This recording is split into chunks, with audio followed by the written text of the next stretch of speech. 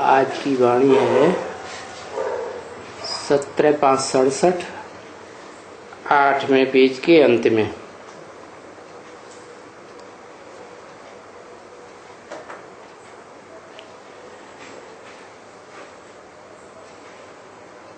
बताया बुद्धि का ताला कैसे खुलेगा।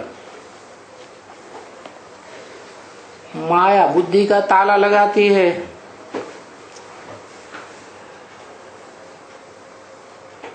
तो जरूर है जिन्होंने माया से बुद्धियों को लगाया है तो ताला लगाई देती है। अब किससे लव करें।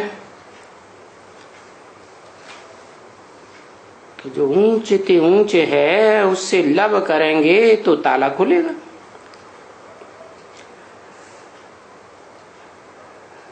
लव करेंगे बाबा को तो इतना बुद्धि का ताला खुलेगा। फिर उतना ही ज्ञान धन का खजाना हजम होगा।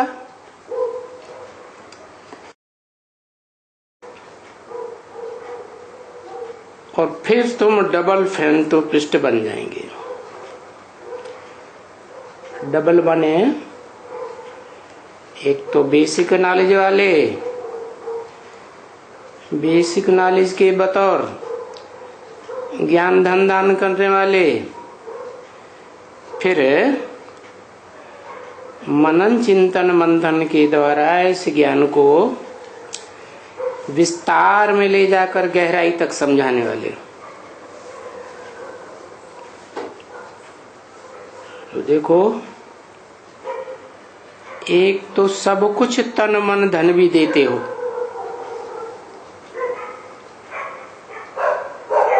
और फिर तुम अपना अविनाशी ज्ञान रतन भी देते हो।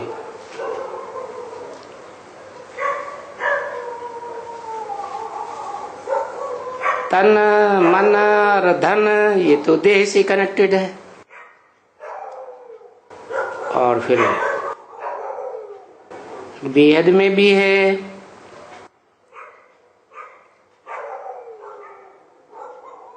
पहचानते हो कि वो तन कौन सा है,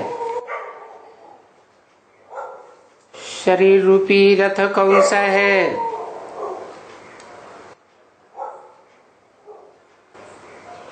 जो सार रूप में है।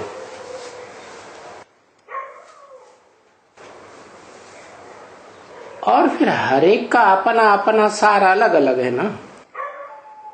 सार माने बीज, बीज माने बाप। तो उस बीज से भी बुद्धियों को तोड़ना, क्योंकि देह है ना।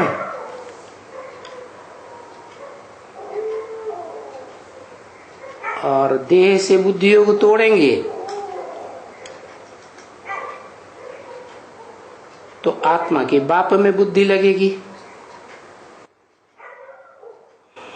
वही तो है बुद्धिमानों की बुद्धि। और तन में जो मन है उस बीज रूप आत्मा में, या कोई भी धर्म पिता में जो बीज रूप हैं, उनमें अपना मन भी तो होता है। अपने तरह की मनन चिंतन मंथन की शक्ति होती है, तो उसको भी तो त्यागना है। कहाँ लगाना है? जहां मन है ही नहीं। आत्माओं के बाप में मन है, मनन चिंतन मंथन करने के लिए नहीं। तो मन भी अर्पण करो बेहद में। और जो देहदारी धर्म पिताएं हुए, उनसे जो धन मिला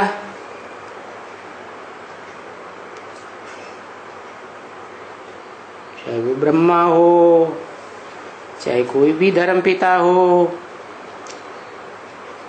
चाहे वो बाप ही क्यों न हो ऊंचे ती ऊंची से मनुष्य सृष्टि का। जानते तो हो ना वो धन कहां से लाता है? मनुष्य सृष्टि के बीज रूप बाप के पास धन कहां से आता है? वो भी तो आत्माओं के बाप से आता है ना, जो ऊंचे ते ऊंचा धन है ज्ञान धन, जो गीता में भी बताया। उससे ज्यादा पवित्र धन तो कोई होता ही नहीं, जिस पवित्रता के बल से सारे कार्य दुनिया के होते हैं। पवित्रता में ही ज्यादा शक्ति होती है। अच्छे ते अच्छे कार्य भी पवित्रता से, और बुरे से बुरे कार्य भी पवित्रता की पावर से। तो हद में और बेहद में तुम सब कुछ स्वाहा करते हो। कहाँ? रुद्र ज्ञान यज्ञ में। ये ज्ञान कहाँ से आता है? ज्ञान तो आता है शिव बाप से ही, जिसकी आत्मा का नाम शिव है। परंतु वो जब साकार तन में आता है तो रौद्र रूप भी धारण करता है, क्योंकि तन में आया ना। और तन भी कैसा? विनाशी या अविनाशी है? कैसा तन? विनाश होने वाला है? नहीं, वो एक ही तनधारी है जो विनाश होने वाला नहीं है। तो बात पलट जाती है। देह है ना, चाहे वो सार रूप में है तो भी तो देह है,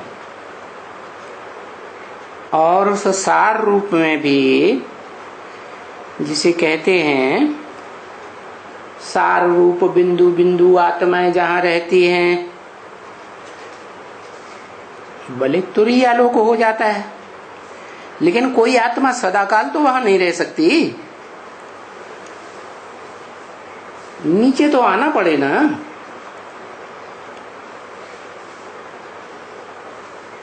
तो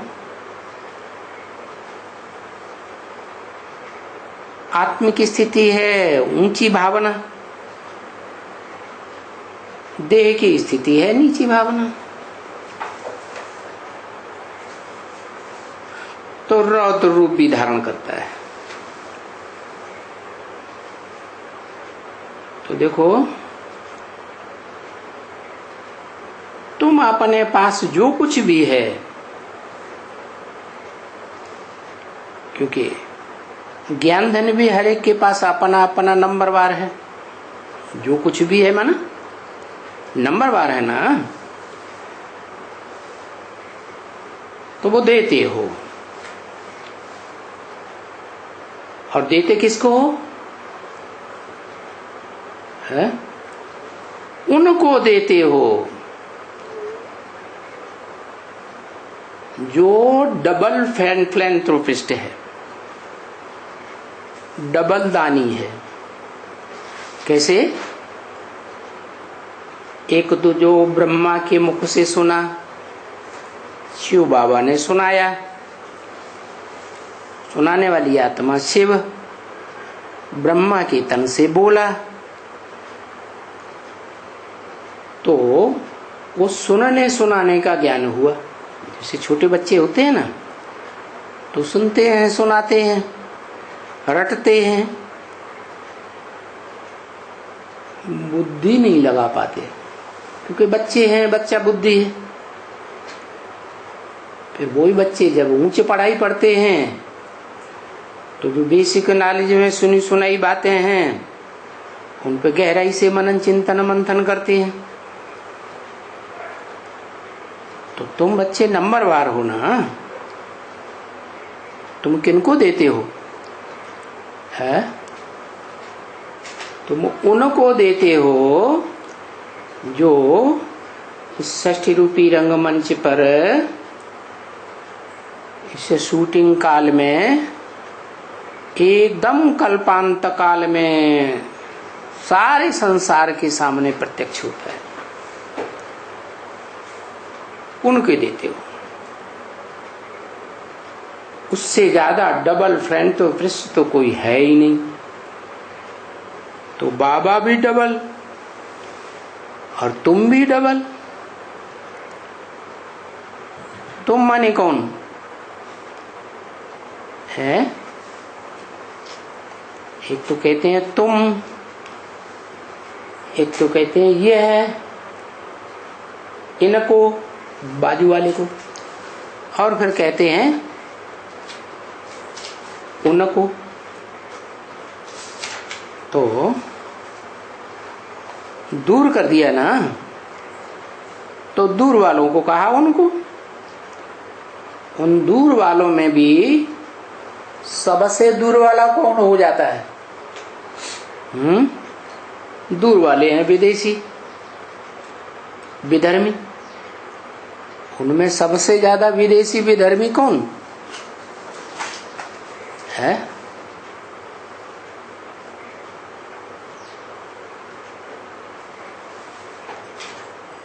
हाँ, वो नास्तिकों का भी बाप है,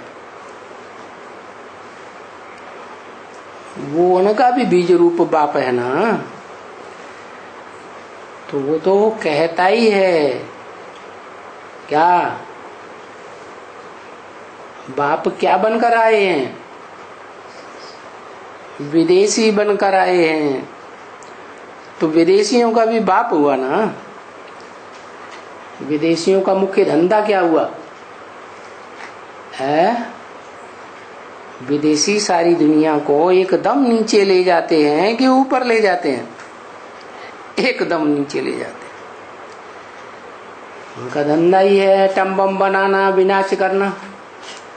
तो उन्हें पता नहीं है हमारा भी कोई बाप है, जिसको कहते हैं भारत में हर हर बम बम।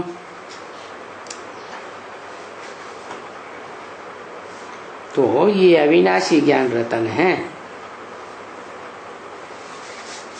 देखो, अविनाशी ज्ञान रतनों का दान देते हो, देते हैं ना, तो उसके बदले में मिलता क्या है? बादशाही मिलती है। और क्या चाहिए? बादशाही कौन देता है?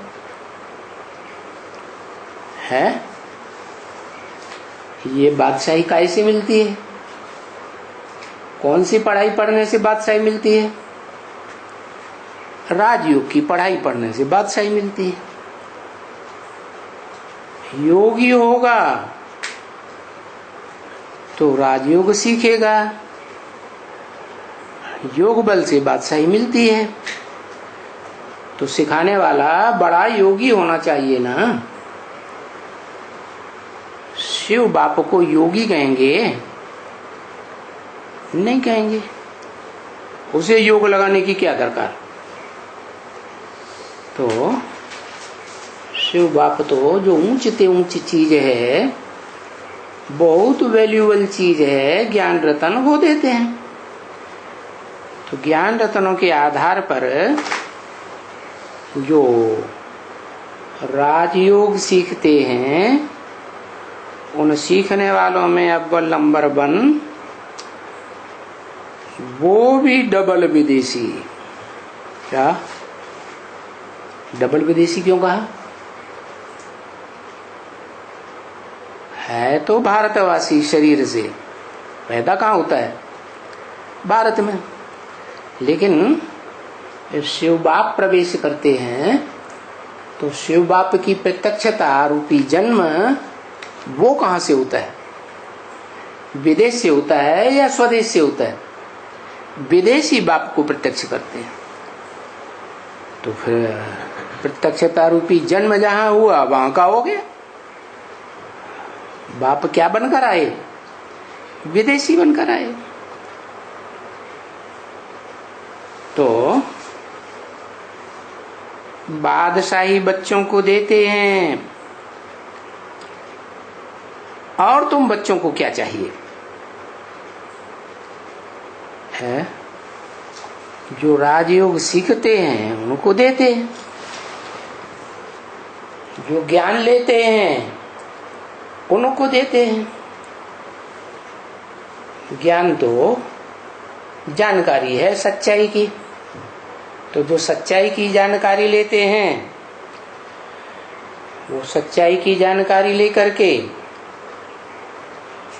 राजयोग सीखते हैं। राजयोग तुम बच्चे ही सीखते हो, जिनको कहते हैं भारतवासी बच्चे। किसके वासी? किसके दिल में बसने वाले? भारत के बस में बसने वाले, दिल में बसने वाले। तुम बच्चों को और क्या चाहिए? ज्ञान से राजयोग सीखते हो। ज्ञान है बाप की पहचान का, पहचान माने ज्ञान, और बाप को तुम पहचानते हो जो मनुष्य सृष्टि का बाप है, बड़े से बड़ा मनुष्य सृष्टि का राजा है, विश्व का मालिक है। तो तुम बच्चों को भी उससे बादशाही मिलती है। सो तुमको तो बच्ची, जो भी अच्छे सेंसिबल बच्चे हैं उनको तो डांस करना चाहिए है। कौन सा डांस? देह के डांस की तो बात नहीं है। देह का डांस तो देहधारी बाप कराते हैं। जब से ये देहधारी बाप आए तो वो देह का डांस चल पड़ा दुनिया में। लेकिन आत्माओं का बाप तो ज्ञान देते हैं ना, तो ज्ञान डांस करना तुमको सिखाते हैं। तो जिनको विश्व की बादशाही मिलती है उनको तो ज्ञान डांस खूब करना चाहिए। 17/5/1967 की वाणी का 9वां पेज। तो अब बताओ, हम भगवान शिव बाबा को क्या देते हैं? लेते तो हैं विश्व की बादशाही है। लेन देन का हिसाब किताब होता है ना, जो देगा सो लेगा, लेगा सो देगा। तो तुम विश्व की बादशाही तो लेते हो भगवान बाप से, तो बाप को क्या देते हो है? अरे कुछ देते हो कि नहीं है? बाप को लव देते हो। कैसा लव? क्या लव देते हो? अब भी बेचारी याद, क्या?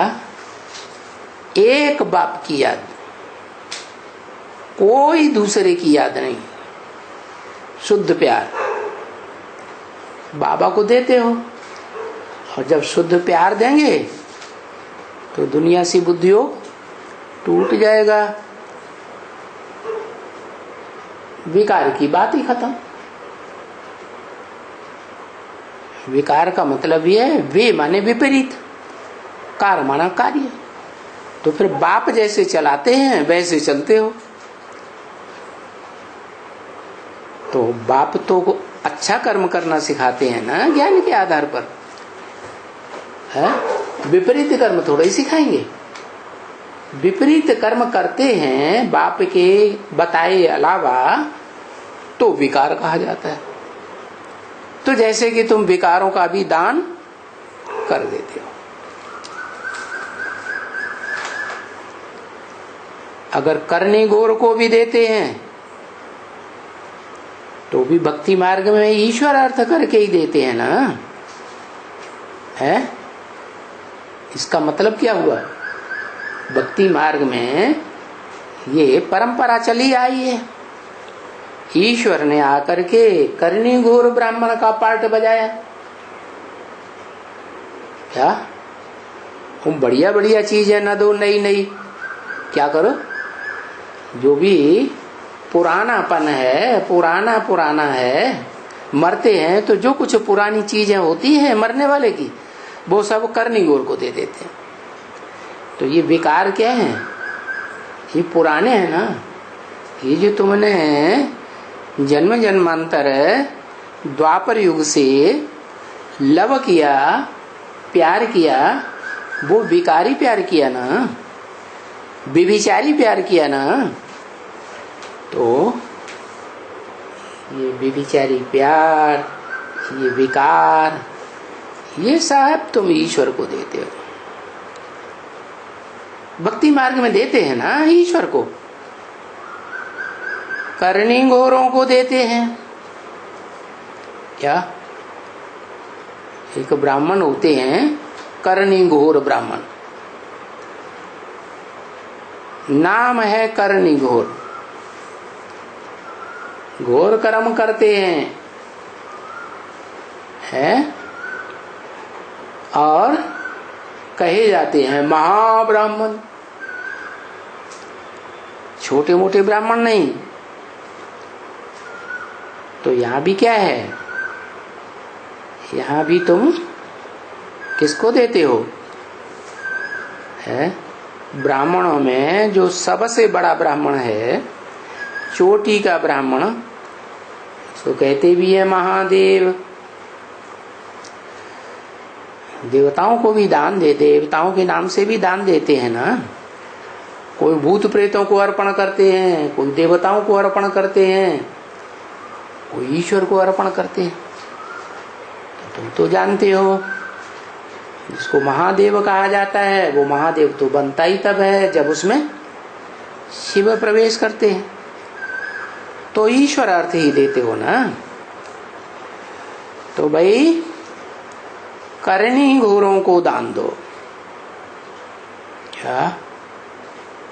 जो घोर कर्म करते हैं। क्या घोर कर्म करते हैं? है? अघोर कर्म का अघोरी बाबाएं होते हैं ना, वो क्या अघोरी कर्म करते हैं? है? वो दिखाते हैं दुनिया वालों को कि देखो हम किसी में कोई भेदभाव नहीं करते, गंदी गंदी चीजें खाते रहते हैं। क्या? तो कोई समझे कि हाँ ये तो बहुत ऊंचे पहुंचे हुए। तो ये जो बच्चे हैं जिनको बाप कहते हैं कि करनी घोरों को देते हैं, ऊंच ते ऊंच करनी घोर हुआ शिव बाबा और उनकी तुम बच्चे। तो घोर कर्म क्या करते हैं? है?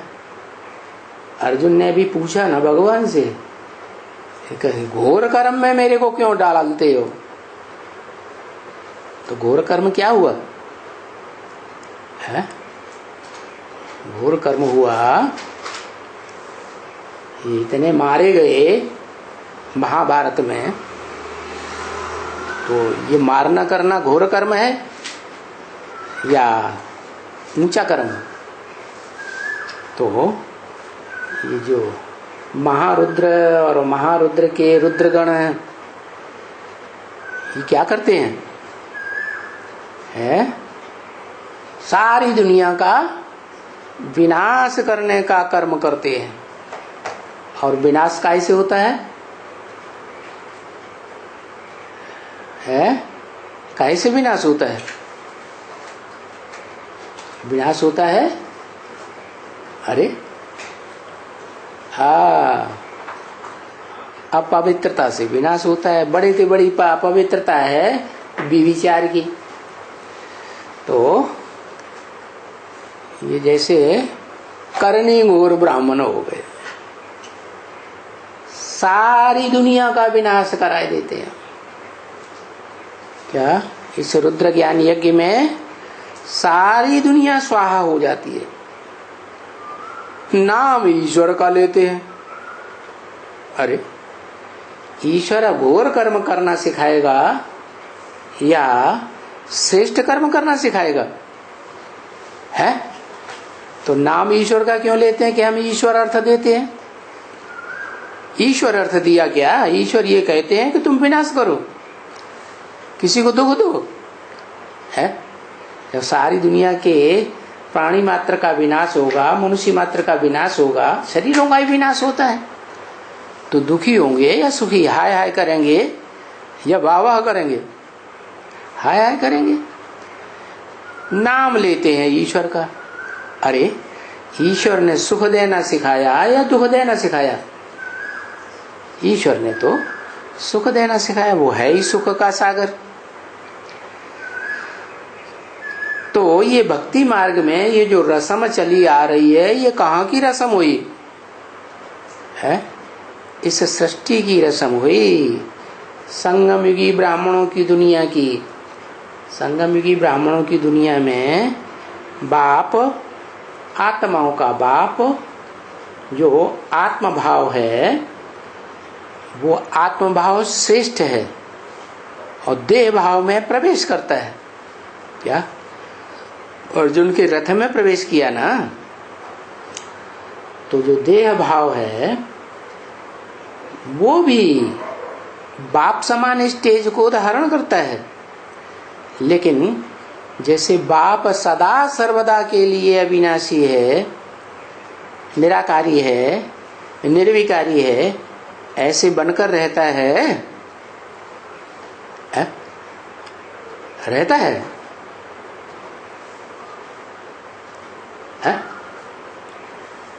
रहता है या नहीं रहता है?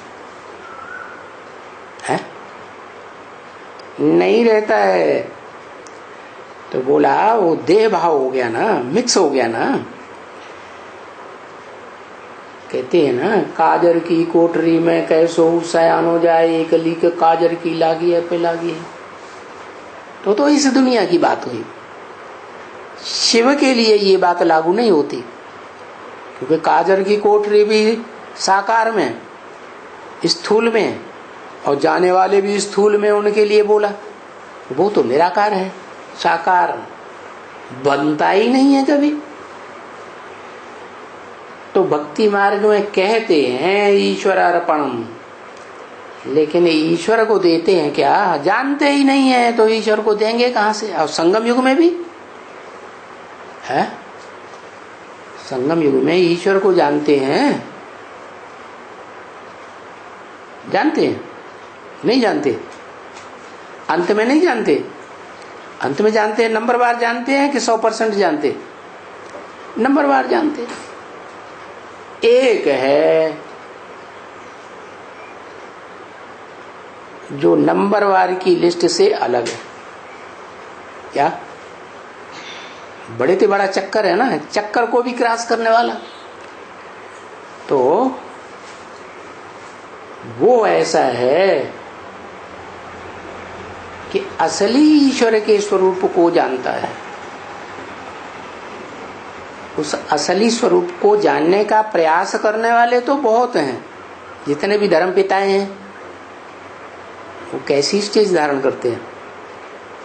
निराकारी स्टेज धारण करते हैं। लेकिन 100% निराकारी कोई नहीं बन पाते। वो एक ही है जो साकार दुनिया का तन, मन, धन ये भी अर्पण करता है। और फिर इस अलौकिक ब्राह्मणों की दुनिया में भी जो सूक्ष्म स्टेज वाला मन मिलता है, तन मिलता है और ज्ञान धन मिलता है, वो भी ईश्वर के असली स्वरूप ज्योति बिंदु को पहचान करके उस असली ज्योति बिंदु में लीन हो जाता है। तो अर्पण किया या नहीं किया है? तो भक्ति मार्ग में कहते हैं ईश्वर समर्पणाय नमः, श्री कृष्णम अर्पणाय नमः, ऐसे कहलाते हैं ना। अब बताओ, ईश्वर कोई भूखा है क्या जो उसको अर्पण करते हो? है? जो असली अर्थों में ईश्वर है, माहेश्वर है, वो भूखा है? उसको तो दे ही नहीं है, तो भूखा कहां से होगा? तो किसको अर्पण करते हो? है? किसको अर्पण करते? देहधारी को अर्पण करते। देहधारी भोगता है, खाता है, या निराकारी खाता है? देहधारी खाता है। बहुत करके दोनों ही ऐसे चलते हैं। क्या ईश्वर अर्पण है और श्री कृष्ण अर्पण है? वाह, तो दोनों को भिखारी बनाई दिया। कृष्ण को भी भिखारी बनाई दिया, और कृष्ण को जन्म देने वाला जो ईश्वर है, बड़े ही बड़ा शासन करता है, श्रेष्ठ शासन करता, उसको भी बनाई दिया करनी गौर ब्राह्मण। माने दान लेने वाला भिखारी बनाई दिया है। अब वो भिखारी बनने वाले हैं या अव्वल नंबर के पुरुषार्थी है राम और कृष्ण? वो तो बढ़िया पुरुषार्थी है ना। वो पुरुषार्थी होते हैं और भीख मांगते हैं क्या? वो तो पुरुषार्थ से सब कुछ कमा सकते हैं। तो ईश्वर दाता, और उनके लिए तो कृष्ण की बात डाल दी है। कृष्ण भी देखो कितना मालिक दोनों। वो कृष्ण सतयुग का मालिक, और दूसरा विश्व का मालिक, और नाम भी दोनों का चलता है। क्या स्वर्ग में भी नाम दोनों का? नारायण का नाम और राम का नाम किसका चलता है? रामकृष्ण की दुनिया, स्वर्ग की दुनिया, तो दोनों का नाम चलता है। या तो ईश्वर अर्पण है, या तो कहते हैं श्री कृष्ण अर्पण है।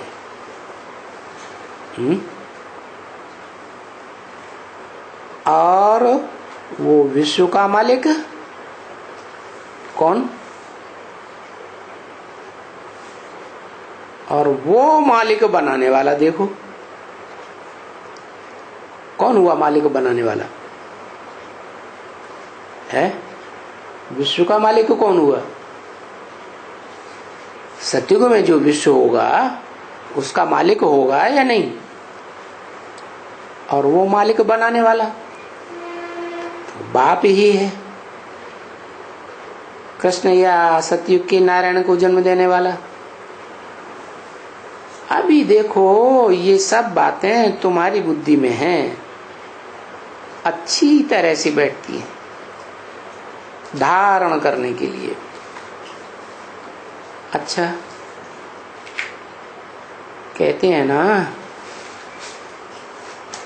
हम कितना कितना सुनाते रहते हैं, है? सुनाते तो ढेर सारा है, कुछ धारण भी तो करो ना। क्या भक्ति मार्ग में क्या करते हैं? सत्संगों में कितना सुनते हैं, कितना गुरु लोग सुनाते हैं, फिर वहां सुना और झाड़ दिया, बाहर निकले। तो यहाँ भी शूटिंग होती है, इतना सुनाते हैं, धारण कुछ भी नहीं होता। अच्छा, फिर भी कुछ धारण नहीं होता है, कुछ धारण न हो तो भला कम से कम बाप को तो याद करो, है? कौन से बाप को याद करो, है? जो बाप वर्षा देने वाला है मुक्ति और जीवन मुक्ति का। पहले तो बाप खुद मुक्ति लेता है, जीवन में रहते रहते जीवन मुक्ति लेता है। तो जो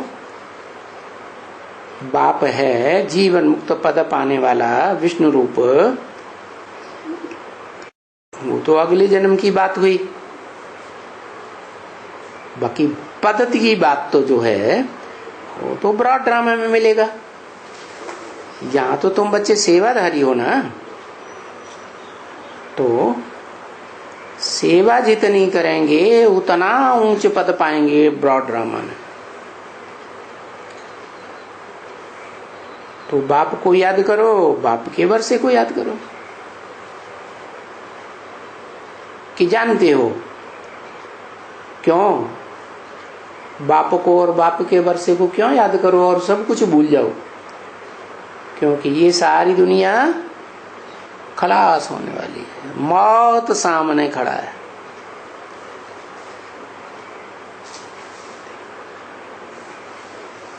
तो क्या बाप बचा रहेगा? है? हाँ, सारी दुनिया खलास हो जाएगी, सबकी मौत सामने है। एक बाप तो, विश्व का बाप तो बचेगा ना। तो उस बाप को याद करो और बाप से जो प्राप्ति होती है जन्म जन्मांतर की आत्मा को, उस बाप के वर्षे को याद करो। अभी संगम युग में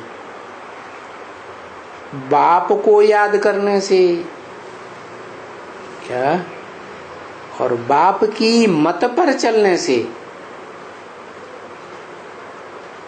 है तुम्हें, तुम्हारी आत्मा को जन्म जन्मांतर की बहुत प्राप्ति होती है। बाप भी बड़ा चक्कर है ना, 84 के चक्कर को क्रॉस करने वाला है ना। तो तुम भी इस ब्रॉड ड्रामा में जन्म जन्मांतर प्राप्ति करेंगे, बाप की मत पर प्राप्ति करेंगे। कहते हैं बच्चे अभी सबकी याद छोड़ करके, सबसे बुद्धियोग का संग तोड़ करके मुझ संग जोड़ो, तो क्या होगा? तुम्हारे विकर्म विनाश हो जाएंगे। है? किसने कहा? ये किसने कहा? मुझ संग तो जोड़ो और संग तोड़ो। है? तो तुम्हारे विकर्म विनाश हो जाएंगे। जितने पाप कर्म किए हैं जन्म जन्मांतर, विपरीत कर्म किए हैं श्रीमत के बरखिलाफ, वो सब भस्म हो जाएंगे। कब? जब निराकारी स्टेज में टिकने वाले मनुष्य सृष्टि के बाप को याद करेंगे। जिसको याद करेंगे वैसे ही बनेंगे ना। तो उसके 84 जन्मों के हिसाब किताब हैं या नहीं बाप के? और बड़े हिसाब किताब हैं, वो भस्म होते हैं, तो तुम्हारे क्यों नहीं होंगे? है ना? तुम एवर हेल्दी बनेंगे। किस बात से? बाप की याद से। बाप की याद से हेल्दी का क्या कनेक्शन? याद से हेल्दी बनते हैं। क्या? किसकी याद से? कोई देहधारी की याद से हेल्दी नहीं बनते हैं। क्यों? क्योंकि सतयुग से लेकर के कलयुग के अंत तक सभी देहधारी नीचे गिरने वाले हैं। तो किसकी याद से एवर हेल्दी बनेंगे? जो निराकारी स्टेज में टिकने वाला बाप है, उसकी याद से तुम एवर हेल्दी बन जाएंगे। हेल्दी तुम्हारा शरीर जो है जन्म जन्मांतर कैसा बनेगा? हेल्दी बनेगा। बीमारी कम आएगी, उम्र लंबी होगी, और जितना तोड़ेंगे उतना एवर हेल्दी बनेंगे। क्या? और देहधारियों के साथ जितना बुद्धि योग तोड़ेंगे उतना तुम एवर हेल्दी बनेंगे। समझा ना? अच्छा, अगर नहीं कर पाएंगे तो फिर तुमको जन्म देना पड़ता है। क्या? जन्म देना पड़ता है। माना इसी संगम युग में अगर तुम संपन्न निर्विकारी स्टेज वाली आत्मा नहीं बन सकेंगे तो क्या होगा? तुमको शरीर दूसरा जन्म लेना पड़ेगा। विकर्म न विनाश होने के कारण फिर तुमको हम सजा देते हैं। क्या? तुमको हम सजा देते हैं। ये किसने कहा? कौन सी आत्मा ने कहा है? ये कौन सी आत्मा ने कहा हम सजा देते हैं? हम माने एक या दो या चार है? ब्रह्मा ने कहा। ब्रह्मा को खुद ही सजा मिल जाती है, सूक्ष्म शरीर धारण करना पड़ता है, भटकते रहते हैं, सजा मिलती है कि नहीं है? बाप को पहचान पाते थे फिर? तो हम किसने कहा? क्या कहा?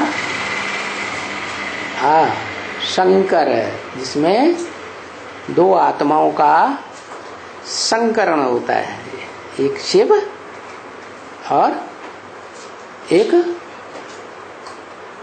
राम वाली आत्मा, आदम वाली आत्मा। लेकिन शिव क्या सजा देते हैं? नहीं। तो शिव जिसमें प्रवेश करते हैं उसको आप समान बना देते हैं, उसके नाम के साथ शंकर के साथ शिव लगाया जाता है, शिव शंकर भोलेनाथ। तो फिर हम किसके लिए कहा? माना जो आत्मा उनमें प्रवेश है, एक तो शिव और दूसरा ज्ञान चंद्रमा ब्रह्मा की सोई। वो भी तो बेसिक नॉलेज तो देते ही हैं, उस बेसिक नॉलेज को धारण करते हैं? नहीं धारण करते, तो सजा देते हैं और बहुत ही सजा मिलती है। क्या? थोड़ी बहुत सजा नहीं मिलती है। किसको? तुमको। किससे कहा तुमको है? संसार की बीज रूप आत्माओं से कहा, कि आधार मूर्त षष्ठी वृक्ष की जड़ों से कहा, या 500-700 करोड़ पत्तों से कहा? बीज रूप आत्माओं से कहा कि तुमको बहुत ही सजा मिलती है। तो फिर जब बहुत सजा मिलेगी तो फिर राजा ही नहीं मिलती। सजा कम तो राजा ही ज्यादा, सजा बहुत तो राजा ही कम।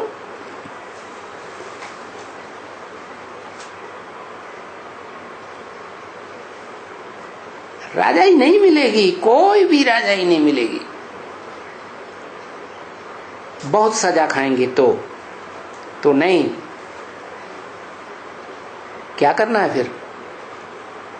जो सजा न खाएं है, क्या करना है? पढ़ाई में पास विद्वान होकर दिखाओ। क्या? कैसे? कैसा पास? ऑनर है। ऑनर माने ऑनरेबल बनो, माने सम्मान सहित पास होकर दिखाओ। फिर कोई भी सजा नहीं खाओ। इतना पुरुषार्थ करो। पुरुषार्थ, पुरुष माने आत्मा, अर्थ, आत्मा के कल्याण के लिए करो, स्वार्थ के लिए नहीं करो। स्वार्थ अपने शरीर के लिए नहीं करो। क्या करो? आत्मा के कल्याणार्थ पुरुषार्थ करो। क्या मुख्य पुरुषार्थ है? याद, योग कह देते हैं। भारत का प्राचीन योग, क्या किसी दूसरे देश का नहीं, भारत का प्राचीन योग। भारत माने क्या? जड़ जमीन का। जड़ जमीन योग लगाएगी क्या है? योग तो मन बुद्धि से लगाने की बात है ना। तो कोई चैतन्य आत्मा है क्या? भा माने ज्ञान की रोशनी, रत माने लगी रहने वाली, तो उसका प्राचीन राजयोग। राजयोग तो नाम है, लेकिन राजयोग है किसका? किसका दिया हुआ? जरूर कोई योग ईश्वर होगा, योगियों का ईश्वर।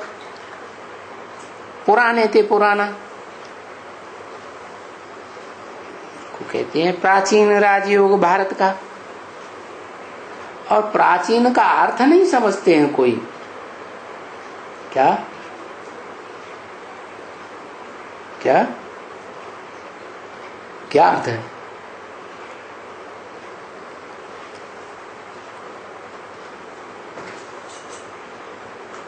दो शब्द हैं,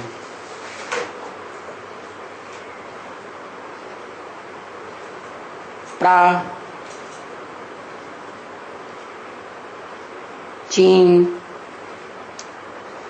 और प्राची भी कहते हैं पूरब को।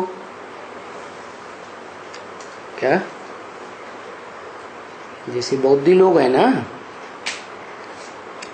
वो समझते हैं कि सूरज पूर्व दिशा से उनके देश में पहले किरणें फेंकता है, जापान। तो वो समझते हैं हम सूर्यवंशी हैं। अब उस सूर्य की तो बात ही नहीं है। क्या? जड़ सूर्य की बात नहीं है। और जड़ सूर्य भी जो किरणें फेंकता है, तो जो किरणें जब आती हैं तो किस दिशा से आती है? कोई जापान के ऊपर से थोड़ा ही आती है? पूरब में कौन सा सागर है? प्रशांत महासागर। तो प्रशांत महासागर के उस पार से सूर्य जब चमकता है सवेरे सवेरे, तो वो किरणें पहले जापान पे पड़ती। तो वो सूर्य विदेश में उगने वाला हुआ, विदेश से किरणें आ रही हैं कि स्वदेश से आ रही है? विदेश से आ रही है। और विदेशियों के लिए क्या बोला है? विदेशी बुद्धि में तीखे होते हैं, इसलिए पहचान तो लेते हैं, लेकिन फिर सो जाते हैं। इसलिए जो विदेशी सेनाएं आती हैं भारत में, तो उनकी जो सेना होती है, उन सेना वालों के सर के ऊपर मुर्गे का पंख लगाते हैं। मुर्गा क्या करता है सवेरे सवेरे बांग लगा देता है, सबको जगा देता है और फिर खुद सो जाता है। तो ऐसे ही विदेशी हैं, पहचान तो लेते हैं बुद्धियोग की पावर से पहले फिर सो जाते हैं।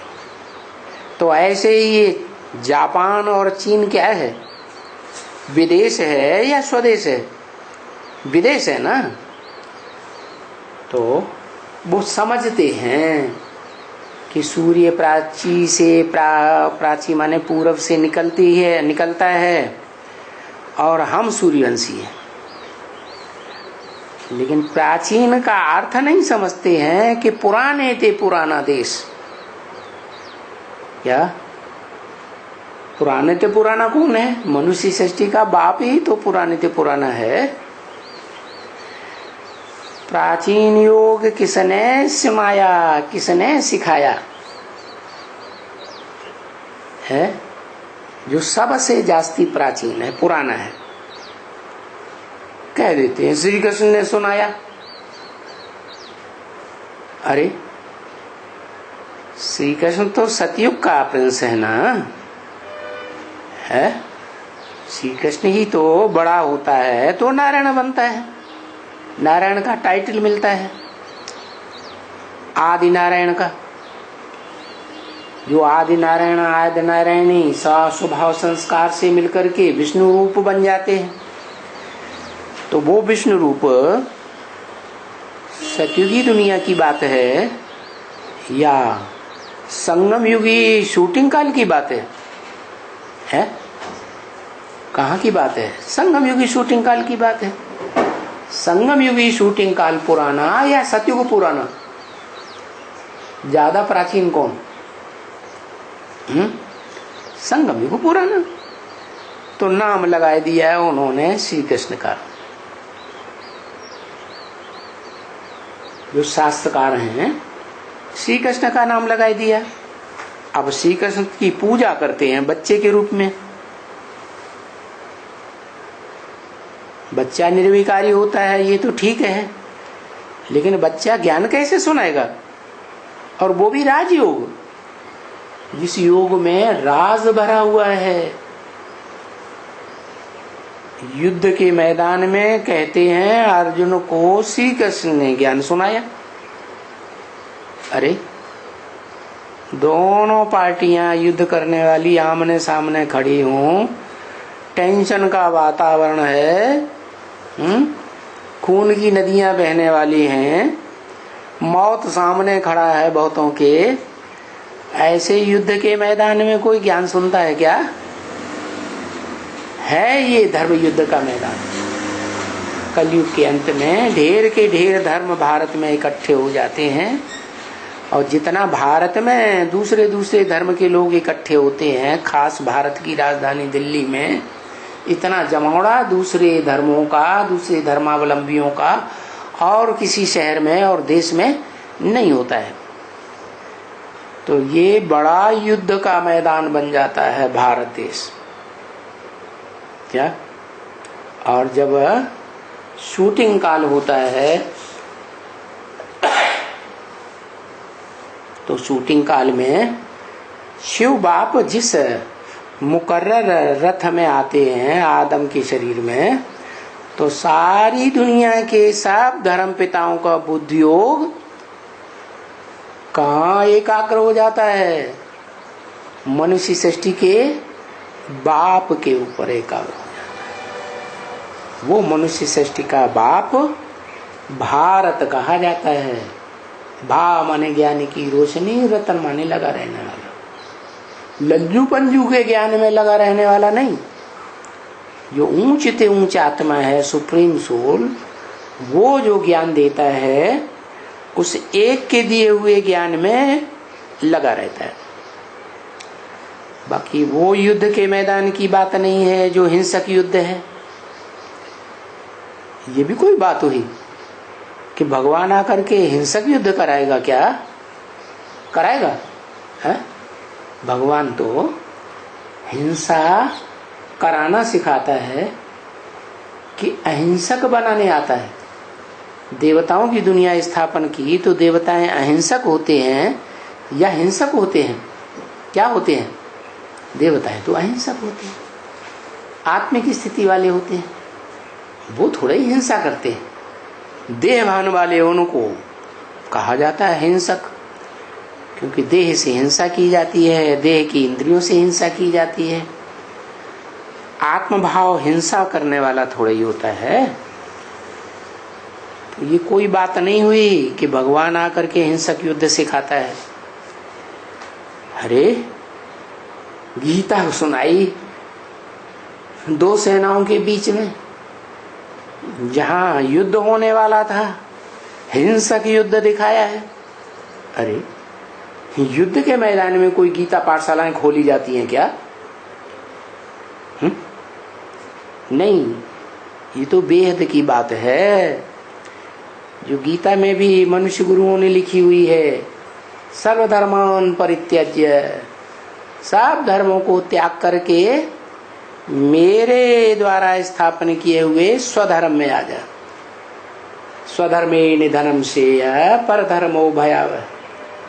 स्व माने आत्मा का जो धर्म है वही श्रेष्ठ ते श्रेष्ठ धर्म है, उस धर्म में आ जा। बाकी स्वधर्म में आने के लिए जो भी देहधारियों के धर्म हैं, धर्म पिताओं के द्वारा स्थापन किए हुए, उन सबको छोड़ना पड़े। तो कब होते हैं वो? कलयुग के अंत में होते हैं सब धर्म। ऐसे थोड़े कि सतयुग में हिरण्यकश्यप को मारने के लिए भगवान आया, वहां सब धर्म होते हैं। वहां तो सिर्फ देवता धर्म होता है 16 कला संपूर्ण। त्रेता में भी राम राज्य का कितना गायन है, कितना सुखी होते हैं लोग। तो वहां भी एक ही धर्म है, स्वधर्म। देवताएं रहते ही हैं आत्मिक स्थिति में। बाकी द्वापर युग से द्वैतवादी धर्म आ जाते हैं, धर्म पिताएं आते हैं, दूसरे दूसरे धर्म, दूसरे दूसरे राज्य, दूसरी दूसरी भाषाएं फैलाते हैं। तो वहां से युद्ध का मैदान शुरू हो जाता है। युद्ध माने लड़ाई झगड़ा। दो होंगे, दो मतें होंगी तो लड़ाई झगड़ा होगा, या एक मत होगी तो लड़ाई झगड़ा होगा। लड़ाई झगड़ा तो होता ही है द्वैतवाद में। तो ये पाठशाला है, ये युद्ध के मैदान में, हिंसक युद्ध के मैदान में कोई पाठशाला नहीं खोली गई। पढ़ाई तो शांति के टाइम पर होती है। क्या भगवान ने आकर अभी तक जो ब्राह्मणों की संगम दुनिया में पढ़ाई है, वो शांति का टाइम था। अब कैसा टाइम आने वाला है? अब तो अशांति बढ़ती ही जाएगी, बढ़ती ही जाएगी। तो ये भगवान वाच गीता पाठशाला है। सच्चम सच भगवान तुमको पढ़ा रहा है। बोला तुम बच्चों को पढ़ा रहा हूं क्या? ना विदेशी विधर्मी धर्म पिताओं के बच्चों को नहीं पढ़ा रहा हूं, तुम बच्चों को पढ़ा रहा हूं। अच्छा, वो तो देहधारी हो गए धर्म पिताएं। ब्रह्मा को क्या कहेंगे? कहते हैं ब्रह्मा से सारी दुनिया रची गई। सारी दुनिया में जो भी मनुष्य मात्र हैं सब ब्रह्मा की संतान। तो ब्रह्मा देहधारी है कि आत्माभिमानी है? वो भी तो देहधारी हुआ ना। उसके मुख से हुए निकले हुए जो भी वर्षंश हैं, जो कहते हैं ब्रह्मा के वेद से, मुख से वेद निकले, वेदवाणी निकली, वो वेदवाणी भी तो 3 गुणों से युक्त है। क्या? कर्मकांड करना सिखाती है। दुनिया में जो कर्मकांड चलते हैं अलग अलग धर्मों में, अलग अलग प्रकार के, तो ब्रह्मा भी दाढ़ी मूछ वाला देहधारी हुआ। क्या दुनिया में जो 500-700 करोड़ बच्चे हैं वो पढ़ाई नहीं पढ़ते हैं, और ब्रह्मा से भी जो पढ़ाई पढ़ते हैं सन्मुख बैठ करके, उनकी भी बात नहीं है। हाँ, ब्रह्मा के सन्मुख पढ़ाई पढ़ने वाले कोई बच्चे ऐसे हैं जो शास्त्र में दिखाते हैं कि अमरनाथ ने कथा सुनाई, क्या अमर कथा कहो, सत्यनारायण की कथा कहो, तो जो तोता थे जिनको ज्ञान की कंठी गले में पड़ी हुई थी, उन्होंने ज्ञान सुना और चारों तरफ दुनिया में टियों टियों करके सुनाई दिया।